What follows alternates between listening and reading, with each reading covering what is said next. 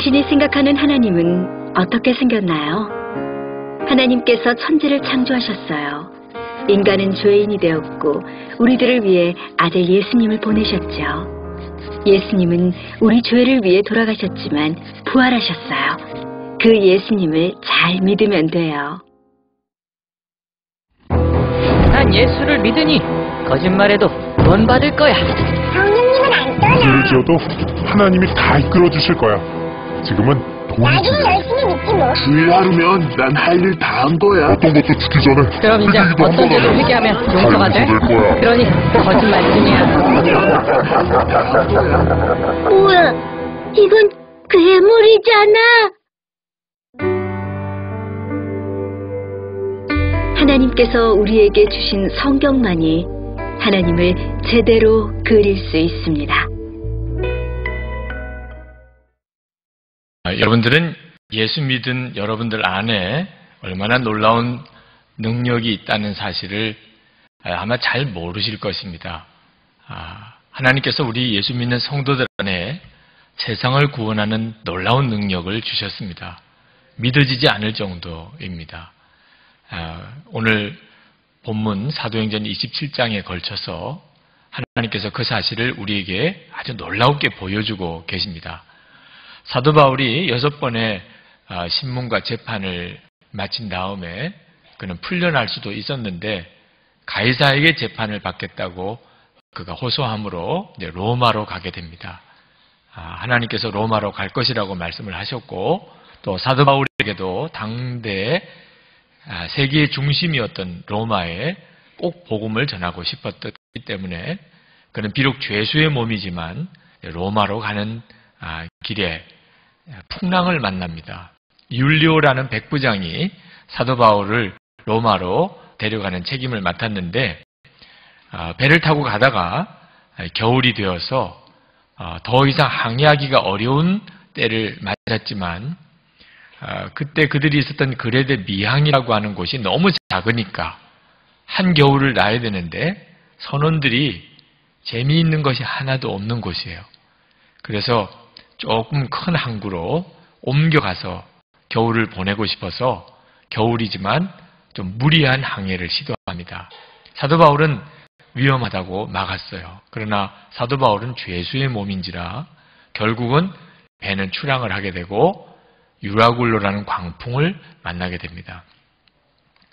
아주 무서운 바다의 폭풍이 몰아쳐서 열 나흘 동안 해도 달도 보지 못하고 그리고 둘째 날부터 배에 실었던 모든 짐 다 바다에 내버리고 셋째 날에는 배에 있는 모든 기구들도 다 바다에 내버리고 그러고도 계속된 풍랑에 모두 다 죽는 줄 알았어요. 그때 사도 바울이 일어나서 말합니다.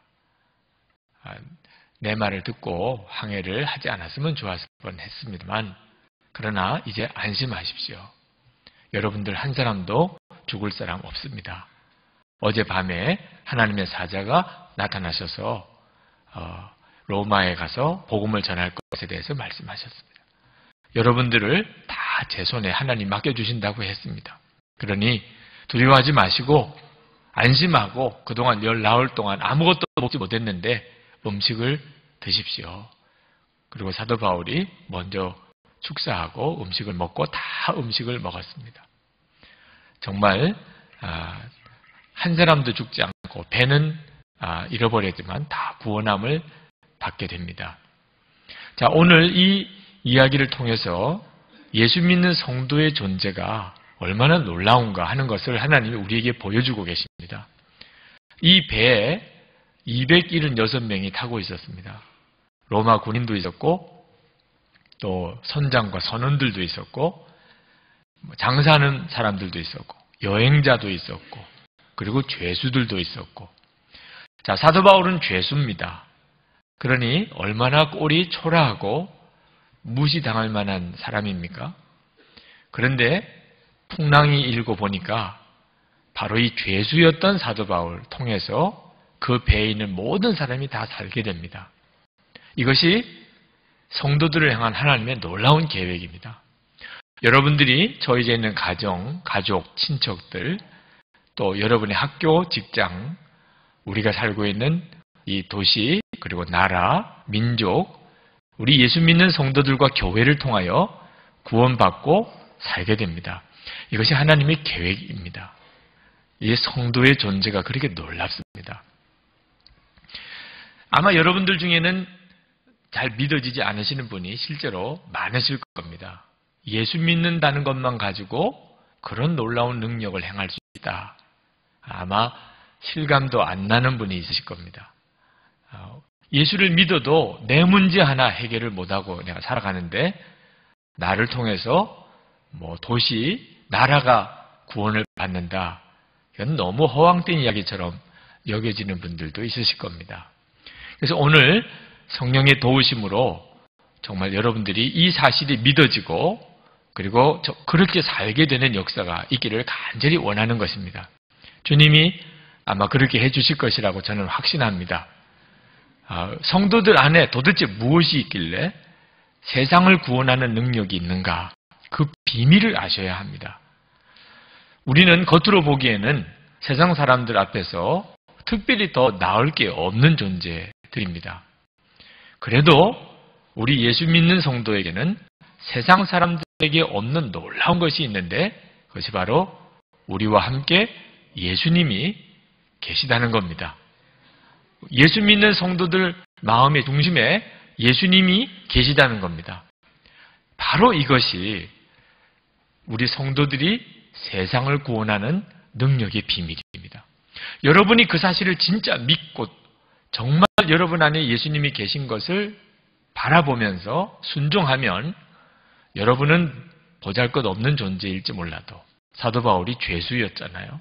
그러나 결정적인 순간이 되면 여러분을 통하여 여러분 주위에 있는 모든 사람들이 구원을 받고 그리고 은혜를 받습니다.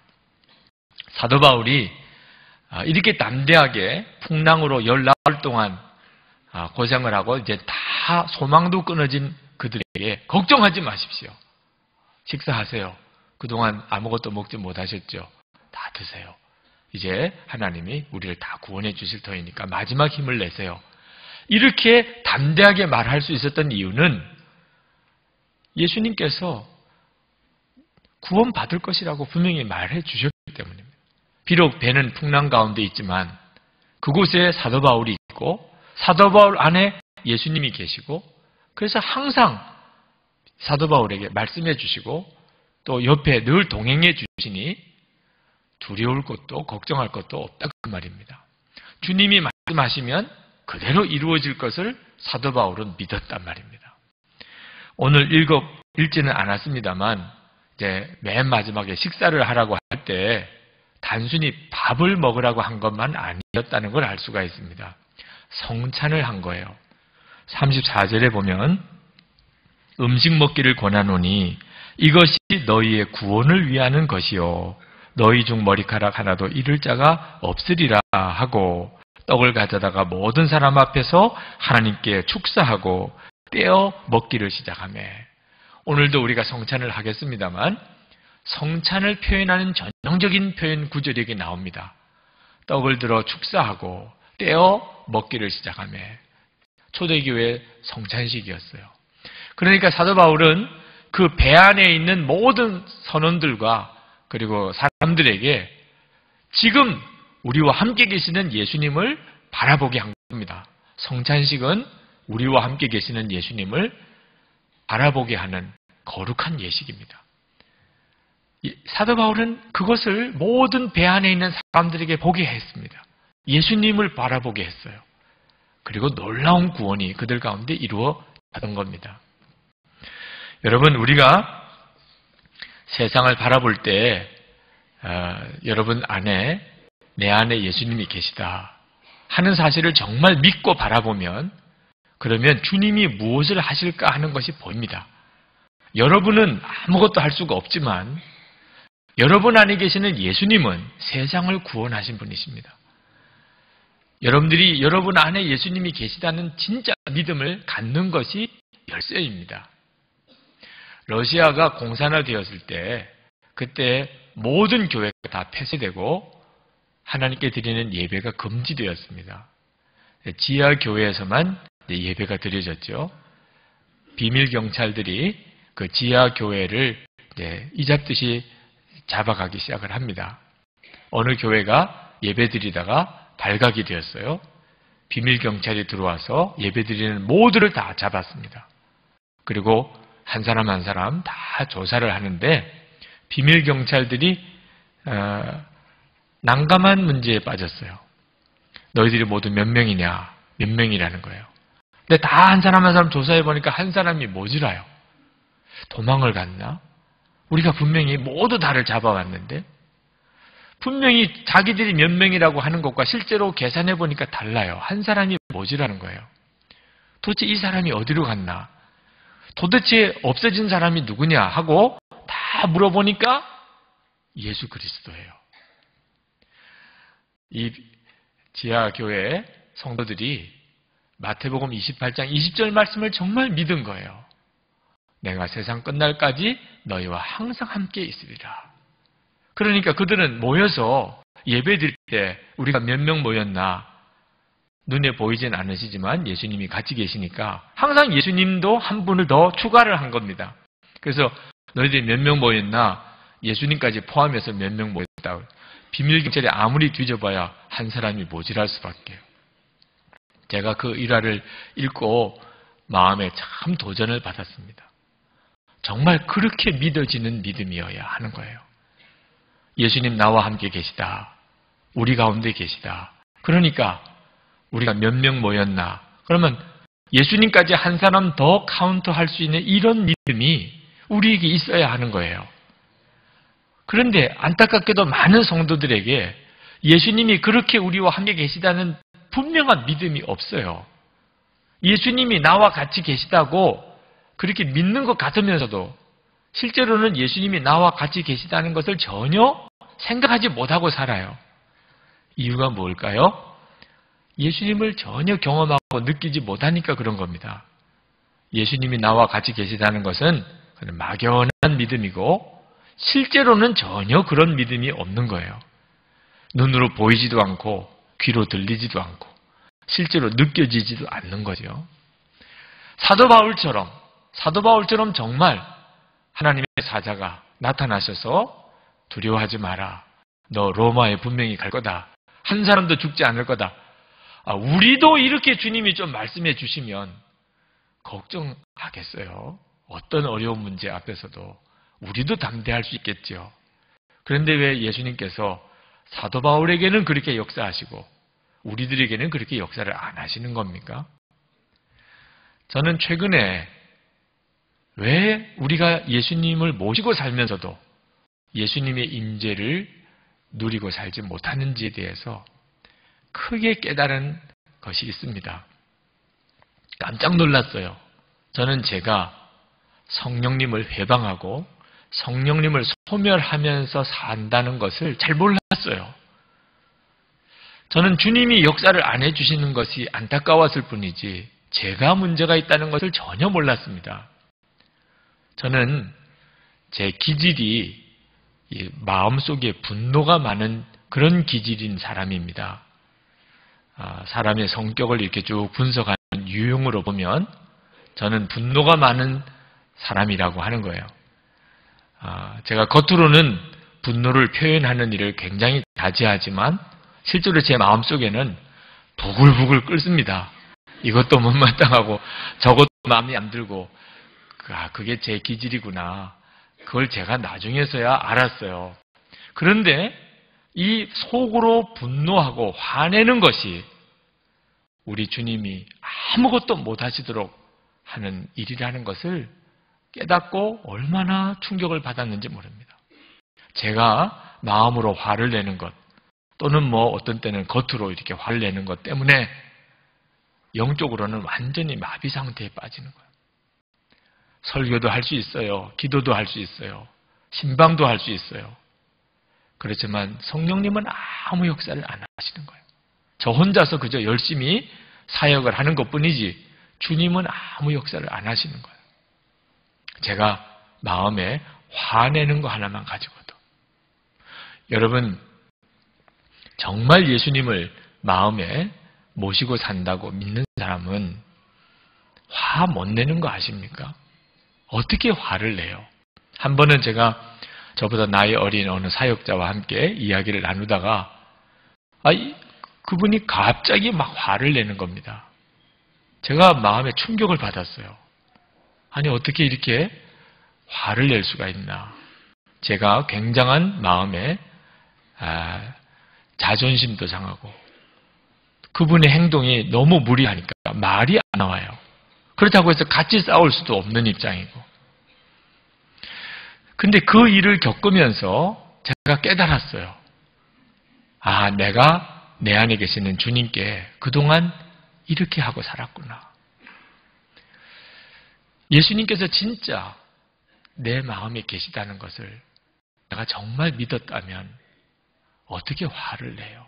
여러분 정말 존경하고 또 이렇게 함부로 대하기 어려운 어떤 분을 모시고 있다면 여러분은 틀림없이 여러분의 감정을 극도로 조절할 겁니다. 그렇죠? 말 한마디도 조심스럽잖아요.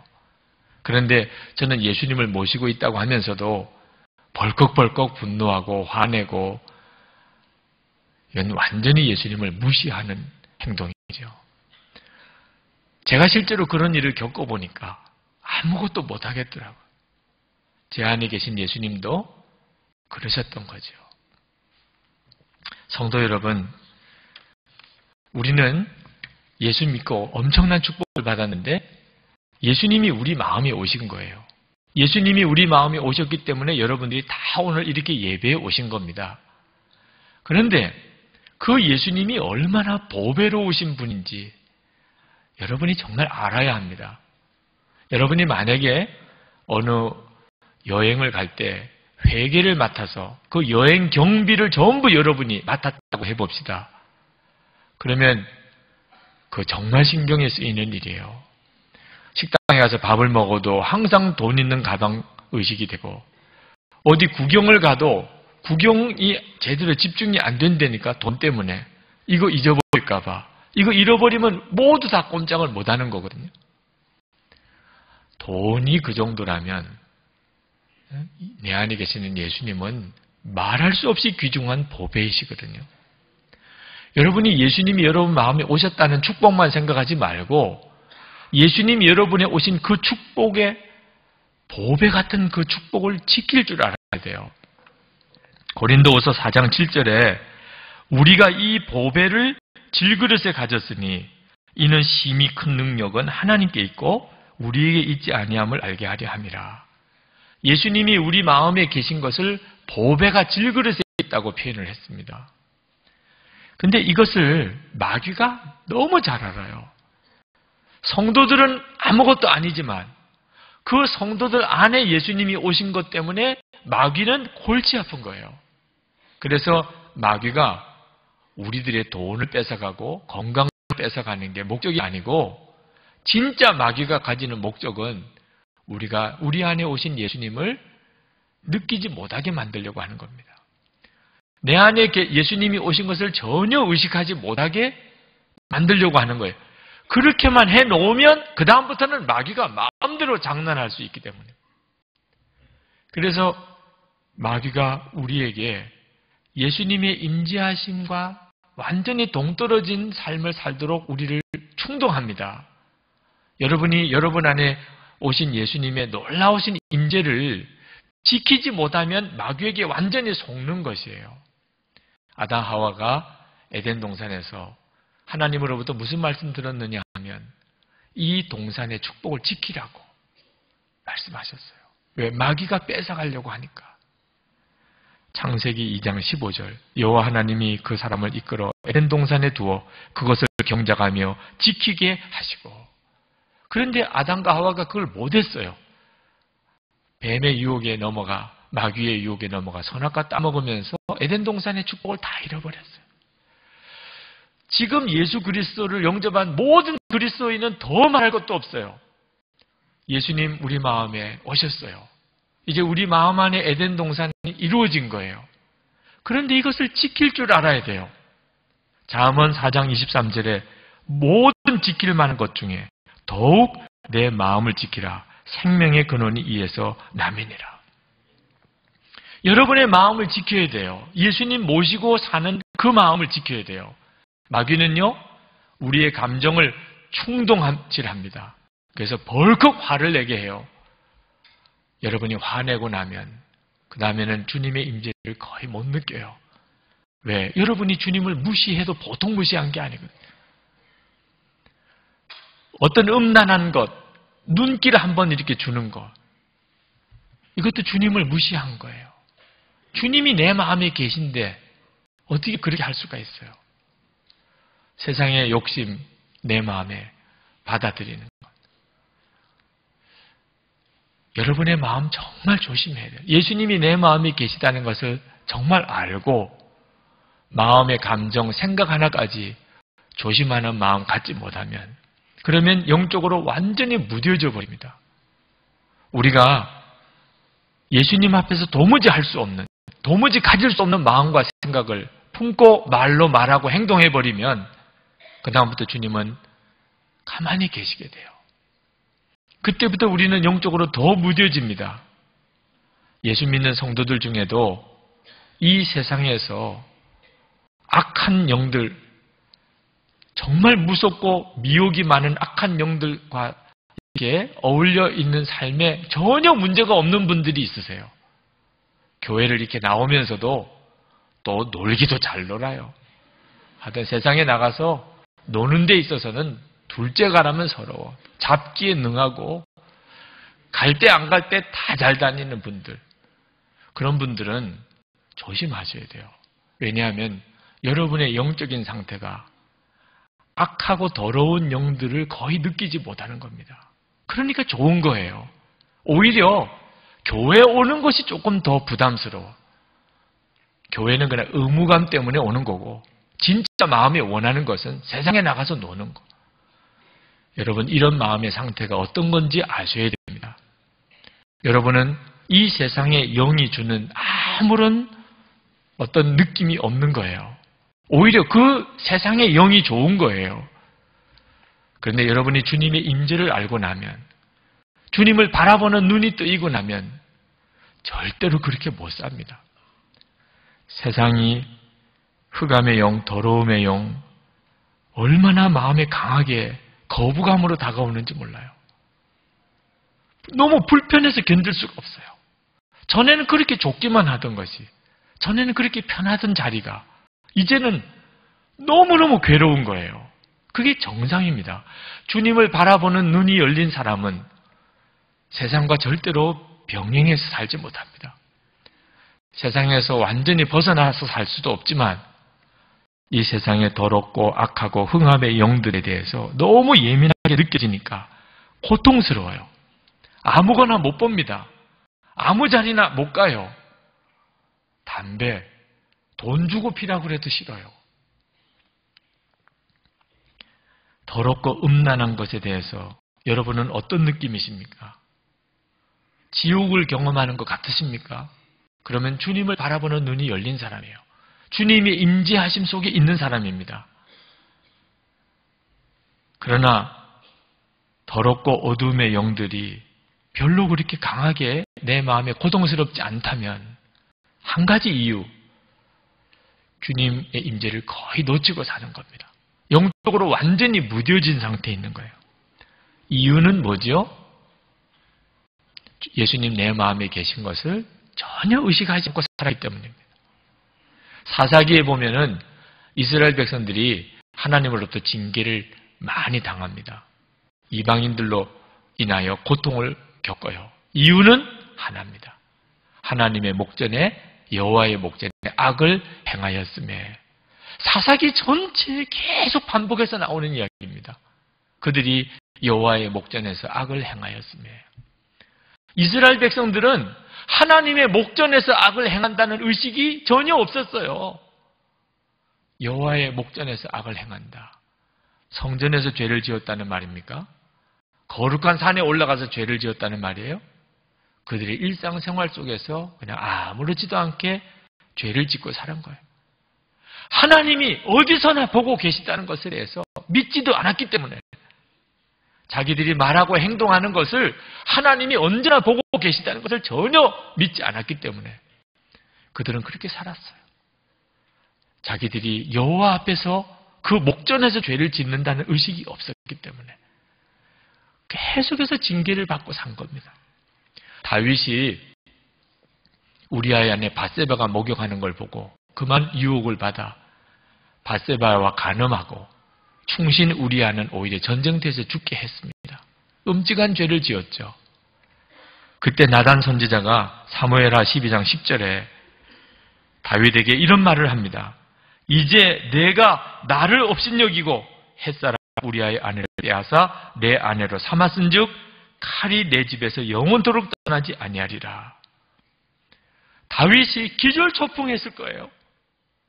자기가 밧세바를 보고 마음의 유혹을 받고 간음하고 그리고 우리아를 어떻든지 죽여야 자기 죄가 덮어지겠으니 아무도 몰래 우리아를 죽게 내버려 둔 일이 하나님을 업신여긴다. 생각도 못했어요. 하나님을 업신여기라고 그러면 다윗은 죽으면 죽었지 그렇게 못할 사람입니다. 그렇지만 그런 죄 지은 것이 하나님을 업신여긴 일이라는 것은 몰랐기 때문에 그가 그렇게 한 거죠. 그런 죄라는 것을 깨닫고 다윗은 정말 무너진 거예요. 내가 하나님을 업신여겼구나. 제가 목사가 되고도 이 화내는 거 하나 다스리지 못하고 벌컥벌컥 마음으로 품기도 하고 겉으로 드러내기도 했던 얼마나 부끄러운 일인지, 부끄러운 정도가 아니고 완전히 예수님을 무시한 거죠. 그러고도 우리는 주님의 임재가 느껴지지 않는다, 이런 소리를 하고 사는 거예요. 만일 대통령께서 오늘 이 예배당에 오셔서 같이 예배를 드린다면 아마 여러분들은 오늘 하루 종일 아유 대통령 보았네, 내가 대통령을 다 봤어, 예배 드리면서 아마 의식이 되니까 그러겠죠. 김연아 선수가 오늘 오면 어땠을까요? 아마 난리도 아니겠죠. 핸드폰 들고 다 사진 찍고 막 그래. 그리고 또 이야기할 겁니다. 아우 내가 김연아 실물로 봤다고, 오늘 우리 교회에서 같이 예배 드렸노라고 그럴 거예요. 예수님이 이 자리에 오시면 어떨까요? 우리가 다 주님 앞에 경배하게 될 겁니다. 예수님이 우리 가운데 오신다면. 대통령이 오시는 것과 김연아 양이 오는 것과 다르죠. 그분은 우리의 경배의 대상이죠. 그러나 예수님은 항상 우리 안에 계시잖아요. 그런데도 어째서 우리는 내 마음에 계신 예수님을 경외하는 마음으로는 안 사는 겁니까? 화는 어째 그리 잘 내는 거예요? 어째 그렇게 마음의 생각은 함부로 갖는 거예요? 말은 어떻게 그렇게 쉽게 해요? 농담이 어떻게 이렇게 쉽게 나와요? 예수님 내 마음에 계신 이 엄청난 축복을 내가 받고도 실제로는 믿지 않으니까. 그러니까 주님은 아무 역사를 못 하시는 거죠. 우리가 항상 예수님을 바라보며 마음조차도 주님이 원하시는 마음을 품게 되면 주님은 역사하기 시작합니다. 놀랍게 역사하세요. 요셉이 그랬잖아요. 요셉은 보디발의 아내, 주인 아내의 유혹을 받을 때도 그는 하나님을 의식했어요. 내가 어찌 큰 악을 행하여 하나님께 죄를 지으리까. 바로 그것이 하나님의 마음에 들었잖아요. 그래서 요셉은 모든 사람을 구원하는 사람이 되었습니다. 아직도 여러분 중에 항상 예수님이 여러분 안에 계신 것이 솔직히 마음에 부담스러운 분, 야 그러면 나는 이제 재미는 끝났네, 세상 낙이 이제 다 사라졌네, 이런 정도 수준밖에 생각 못 하시는 분들은 주님이 조용히 물러나십니다. 여러분이 그렇게 마음을 가지신다면, 그러면 너가 원하는 대로 한번 살아봐라, 내버려 두신다고 로마서 1장에서는 말씀하셨어요. 그러면 어떻게 살게 되는 줄 아십니까? 우리 주님이 나를 사로잡지 못하시면 그러면 세상의 영이 나를 사로잡아요. 돈 버는 거 하나 가지고 일생을 망친 사람 많습니다. 명예욕이 뭔지 그것에 사로잡혀서 십수년을 인생을 망친 사람 많습니다. 연애하는 감정에 사로잡혀서 정말 바보같이 비참한 인생을 산 사람 많습니다. 나중에 나이 들어서 깨닫고 그리고는 두 손 들고 옵니다. 이러고 오는 사람들 많아요. 정신 차리셔야 돼요. 주님은 위대한 능력자이시지만 우리가 주님을 무시하면 아무 일도 하지 못하십니다. 우리가 그분을 소멸시키는 거죠. 기도를 해도 응답이 없고 예배를 드려도 감동이 없고 주님의 임재하심은 전혀 느끼지 못한 채 그렇게 형식적으로만 예수 믿다가 끝나는 사람 돼버리고 말아요. 그러나 여러분이 진짜 예수님 나와 같이 계시지. 너무 감사합니다, 주님. 제가 이제부터는 화내는 것도 조심할 거예요. 이제부터는 공상 하나도, 헛된 상상 하나도 제가 주님 원하지 않으면 안 할게요. 말 한마디, 농담 하나 다 이제부터는 조심할게요. 주님 모시고 사는 것이 너무 기뻐서, 너무 감사해서 이것이 내 능력이고 이게 가장 큰 축복이니까. 그러면서 그 주님이 하자는 대로 여러분의 순종에 가기 시작하면 그러면 놀라운 일들이 일어나기 시작해요. 여러분 안에 계신 예수님은 반드시 드러나기를 원하십니다. 여러분만 구원받는 게 아닙니다. 여러분 주변에 있는 사람들이 다 구원받아요. 가족, 일가, 친척, 여러분의 직장 동료, 여러분 학교에 있는 모든 사람들 다 구원받아요. 교회는 나라를 건지는 교회가 돼요. 이번 장로님들과 일본 수련회를 지난 주간 다녀왔습니다. 지난 3월 1일 월요일 저녁에 일본 후지산 자락에 있는 리프레시 센터에서 형제교회와 함께 구입한 그 기도원에서 우리 장로님들과 함께 집회를 했습니다. 장로 수련회 떠날 때 주께서 마음에 큰 일을 행하리라 하는 마음을 주셨어요. 이번에는 주님이 정말 우리 장로님들과 함께 큰 은혜를 받게 해주시려는 모양이다. 그런데 주님이 또 마음에 주시기를 내 생각과 내 생각은 다르다. 내가 어떻게 해보려고 하는 마음 가지면 안 되는 거구나. 주님의 계획대로 하시려는 게 있는 모양이구나. 그래서 주님의 계획에 전적으로 맡기기로 했습니다. 주님이 큰 일을 행하시겠다고 하시니까 제가 장로님들에게 오늘 저녁에 좀 휴지를 좀 준비해 주세요. 은혜를 주시면 눈물 콧물 흐르는 역사가 일어날 텐데 그거 준비가 안 되면 그것도 또 은혜 받는데 장애가 되니 너무 많이 준비하신 거 있죠. 휴지통.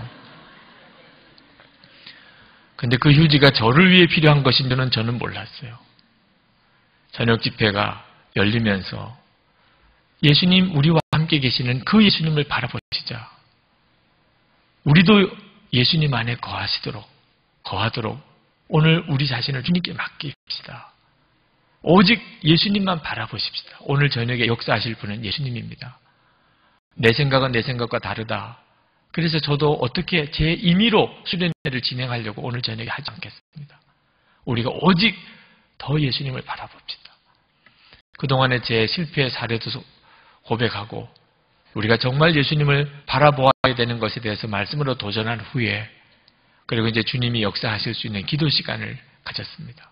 우리가 다 예수님 우리 가운데 오시옵소서. 우리가 예수님 안에 거하겠습니다.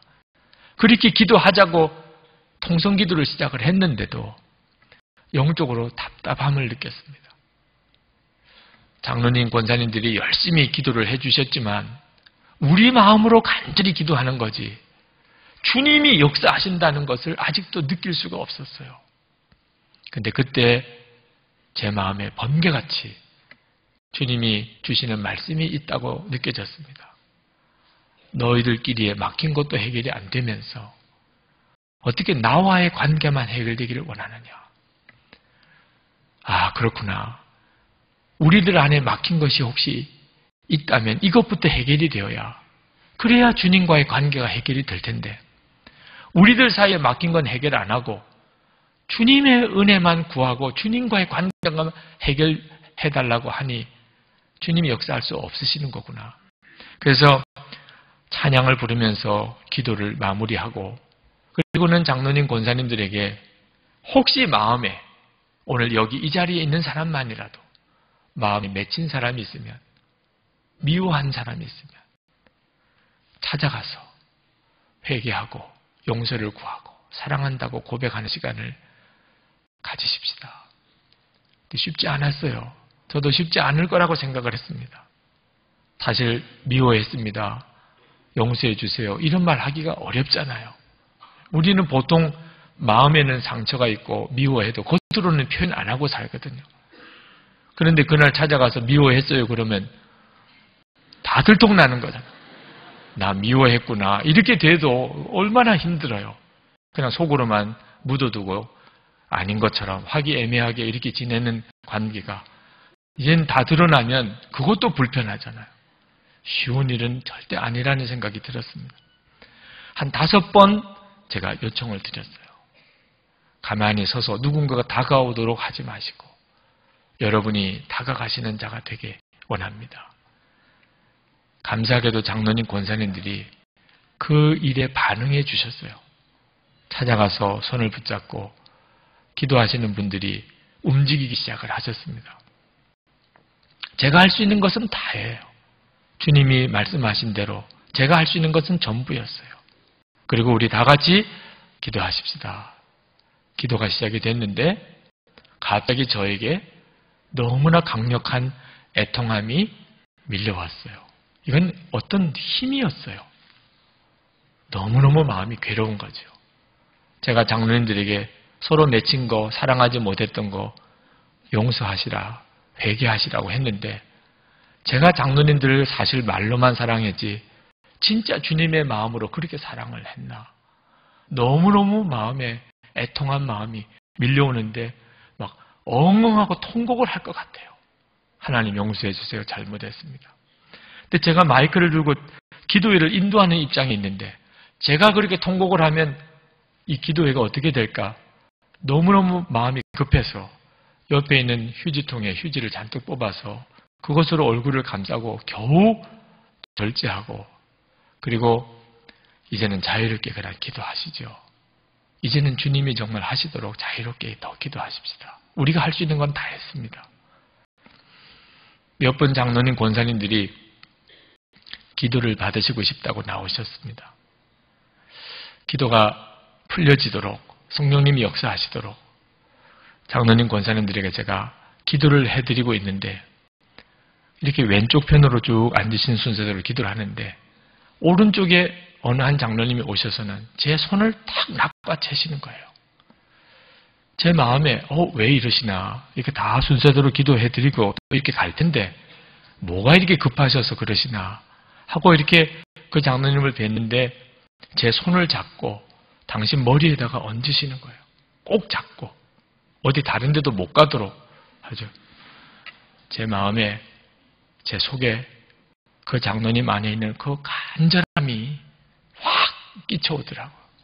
너무너무 간절한 살아계신 주님, 지금도 함께 계신 그 주님, 그 주님을 갈망하는 그 장로님의 간절함, 순서대로 기다리기도 도무지 견딜 수가 없어서 제 손을 강제로 당신 머리에다가 얹으시고 기도해달라고 구하시는 그 장로님. 그래서 그 장로님의 그 간절함이 너무 안타까운 마음으로 기도를 시작하는데 다시 그 애통함이 밀려오는데 이전보다 몇 배가 강한 애통함이에요. 마음에서부터 이렇게 간절하신 장로님들을 위해 넌 뭐였냐? 넌 그동안 말로만 사랑하지 한 번 제대로 내 마음으로 기도를 해봤냐? 그 장로님을 위해서 기도하는데 막 통곡이 터져 나오는데 손은 이미 붙잡혀 버렸고 도무지 절제가 안 되는 거예요. 두 손은 그 장로님 머리에 붙잡힌 채로 제 속에서 터져 나오는 통곡을 하면서 기도가 나오기 시작하는데 그건 이미 저가 아니더라고요. 제 안에 계신 주님이 정말 통곡하면서 우시는데 그리고는 우리 모임 가운데 하나님의 불이 임했어요. 장로님들 안에 회개의 역사, 성령 안에 쓰러지신 하나님의 놀라우신 말씀들, 정말 놀라운 불이 한 시간 가까이를 우리 모두를 사로잡았어요. 2010년 3월 1일 일본에서의 우리 장로님들과의 놀라운 성령의 체험입니다. 그 다음 날 하나님이 역사하신 것들을 서로 간증하는데 정말 진심의 회개, 가로막혔던 것들이 다 무너지고 장로님 안에 마음의 변화, 지난 금요 성령 집회 때 찬양하라고 할 때 다 우리 장로들과 나와서 찬양하게 되는 걸 보면서 정말 하나님의 성령이 우리 가운데 그렇게 임한 것을 알았어요. 얼마나 은혜를 많이 받았는지, 놀라운 체험을 했는지, 돌아오면서 가능하면 우리 교인들에게 공적인 자리에서 간증 형태 말고는 우리가 무슨 은혜를 받았는지 말하지 맙시다. 그랬더니 왜? 못 간 분들이 너무 속상할 거 아니겠어요? 여러분이 진짜 예수님께서 여러분 안에 계신 것을 믿고 그 주님께 마음으로부터 경외하고 그리고 그 주님께 정말 순종하기 시작하면 그러면 여러분 안에 엄청난 능력으로 계시는 주님, 그분을 다 경험하게 돼요. 여러분의 개인, 가정, 여러분의 일터, 사업 다 뒤집어집니다. 주님이 하세요. 우리의 능력은 예수님 그분이십니다. 오늘 이 시간에도 여러분들이 정말 성찬을 받기 위해 기도하시면서 예수님, 제가 예수님 내 마음에 계신 걸 보배 중에 보배를 제가 여기겠습니다. 보석 잃어버리는 거 그건 아무것도 아닙니다. 돈 잃어버리는 거 아무것도 아닙니다. 주님, 예수님 제 마음에 계신 것, 제가 이걸 보배 중에 보배를 여기고 이제부터는 내가 혈기 하나, 화내는 거 하나 주님 앞에 다 다스리시겠습니다. 주님을 경외함으로 살겠습니다. 주님께 이제 순종하고 살겠습니다. 저를 통해 주의 일을 하시옵소서. 사람들에게 하나님의 살아계심을 드러내 보여주옵소서. 오늘 이렇게 기도하시고 성찬을 받으시기 바랍니다. 이제 우리 성찬을 받겠습니다.